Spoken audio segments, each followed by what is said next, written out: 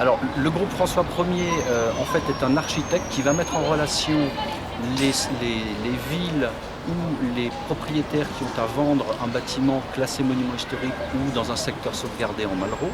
On va donc mettre en relation ces deux entités, le vendeur et l'acquéreur, et ensuite on va donc apporter la notion de travaux avec toute la difficulté que représente la fabrication de ce type de produit, puisqu'on a derrière des obligations évidemment à respecter, notamment avec les architectes des bâtiments de France.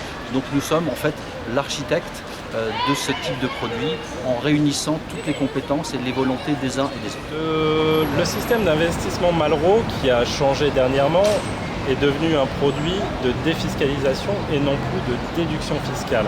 À votre sens, à qui s'adresse-t-il désormais? Alors, ce produit a changé donc depuis le 1er janvier 2009. Effectivement, on parle de réduction fiscale plutôt que de déduction fiscale. Il s'adresse à des profils de clients qui ont environ 100 000 euros de revenus, entre 15 et 30 000 euros d'impôts.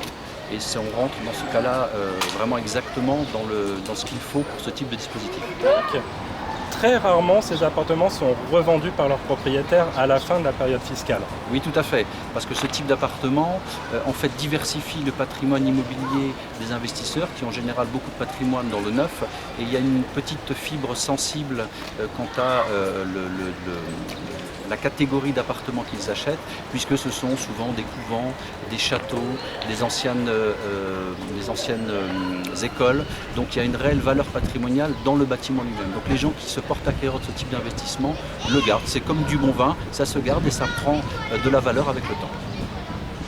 Alors dites-moi, pourquoi est-ce que vous avez choisi avec le groupe François Ier de travailler aux côtés de l'INUMI dans la commercialisation des supports d'investissement que vous proposez?